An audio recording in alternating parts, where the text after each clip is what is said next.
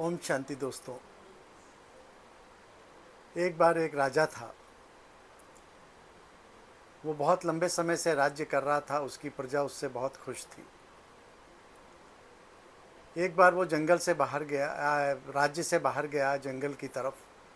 वहाँ एक संत जो बहुत फेमस थे, वो उनके पास पहुँचा और उनसे कहा कि मुझे कोई ऐसा उपाय बताइए कि मैं सदा के लिए जीवित रहूं और सदा राज्य करता रहूं। उस संत ने कहा, ऐसा ही होगा, तथास्तु। उसने कहा कि तुम ऐसा करो कि ये जो सामने पहाड़ देख रहा है, इसको दिखाई दे रहा है, इसको क्रॉस करो और इसको पार करके एक झील पड़ेगी। उस झील का पानी पी लेना तो तुमको जो है सदा के लिए आजीवन तुम कभी मृत्यु को नहीं पाओगे, अमर हो जाओगे। उस राजा ने ऐसा ही किया। वो उस पहाड़ को पार करके गया। वहाँ झील मिली। जैसे ही वो पानी पीने के लिए झुका, एक व्यक्ति के उसे कराहने की आवाज़ आई। उसने उधर देखा और उससे पूछा, आखिर तुम्हें क्या हुआ? देखा तो व्यक्ति बहुत बूढ़ा हो चुका था। उसकी उम्र 100 वर्ष से ऊपर थी। उसने बताया कि मैं भी उस संत के पास गया था और उसने वजह ये बताया कि झील का पानी पी लो, तुम अमर हो जाओगे। तो मैं अमर तो हो गया, लेकिन आज मेरा ये हाल है कि मेरे बच्चे मुझे पूछते नहीं हैं। मैं बूढ़ा हो गया हूँ। उन्होंने मुझे घर से निकाल दिया है और मैं मरता भी नहीं हूँ क्योंकि मैंने इस झील का पानी पी लिया है। तो मैं अमर हो गया हूँ, लेकिन मैं बहुत दुखी हूँ। वो राजा वापस उस साधु के पास गया।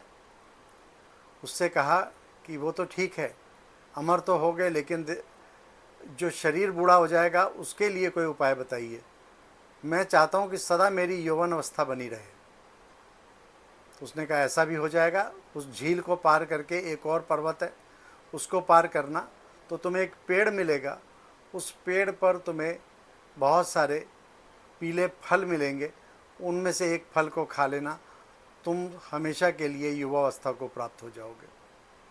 उसने ऐसा ही किया।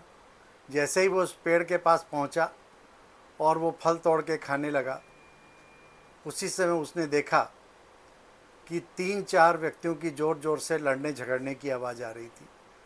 उसने देखा कि वो सारे युवा थे और आपस में लड़ झगड़ रहे थे। उसने पूछा कि आखिर आप लड़ झगड़ क्यों रहे हैं? तो क्या, एक व्यक्ति जो था उसने कहा कि मेरी आयु 200 वर्ष हो गई है और ये मेरा पिता है, इसकी आयु जो है 250 वर्ष हो गई है। तो ये मुझे अपने ज़मीन का कोई हिस्सा देता ही नहीं है, प्रॉपर्टी का कोई हिस्सा देता ही नहीं है। इस कारण हमारा झगड़ा रहता है और हम जो हैं सदा आपस में लड़ते झगड़ते रहते हैं। और तीसरे व्यक्ति से पूछा, उससे दूसरे व्यक्ति से पूछा, तो उसने तीसरे व्यक्ति की तरफ इशारा किया कि ये मेरा पिता है, इसकी उम्र 300 वर्ष हो गई है और ये भी मुझे प्रॉपर्टी नहीं देता है क्योंकि ये अभी तक जिंदा है। तो वो व्यक्ति बड़ा निराश हुआ। वो राजा बहुत निराश हुआ और वापस साधु के पास आया। उसने सारा वृत्तांत बताया और कहा कि आपने मुझे ऐसा मंत्र दे दिया है कि जीवन और मृत्यु हमारे हाथ में नहीं है। अगर जीवन और मृत्यु हमारे हाथ में हो जाए तो सारा विधि का विधान बिगड़ जाएगा।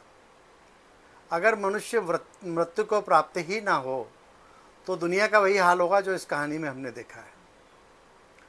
दोस्तों, ईश्वर ने जो कुछ भी ये रचना रची है, सृष्टि रची है, इसके हर रचना के पीछे कोई ना कोई एक रहस्य छुपा हुआ है और वो रहस्य कोई भी बेमतलब का नहीं है।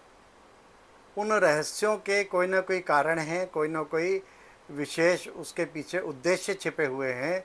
अगर उन हमने किसी से कोई रिद्धि सिद्धि प्राप्त भी कर ली और उन परमात्मा के बनाए हुए जो नियम हैं उनको तोड़ने की कोशिश की, तो फिर सारी दुनिया उलट पुलट हो जाएगी। इसलिए जीवन और मृत्यु कोई भी हमारे हाथ में नहीं है और इससे कोई छेड़खानी करने की कोशिश भी नहीं करनी चाहिए। ईश्वर ने ये ड्रामा जैसा बनाया है, जैसा ये सृष्टि नाटक रचा है, वो बिल्कुल एक्यूरेट है, बिल्कुल सही है और ये बिल्कुल बदला नहीं जा सकता है। अच्छा दोस्तों, ओम शांति।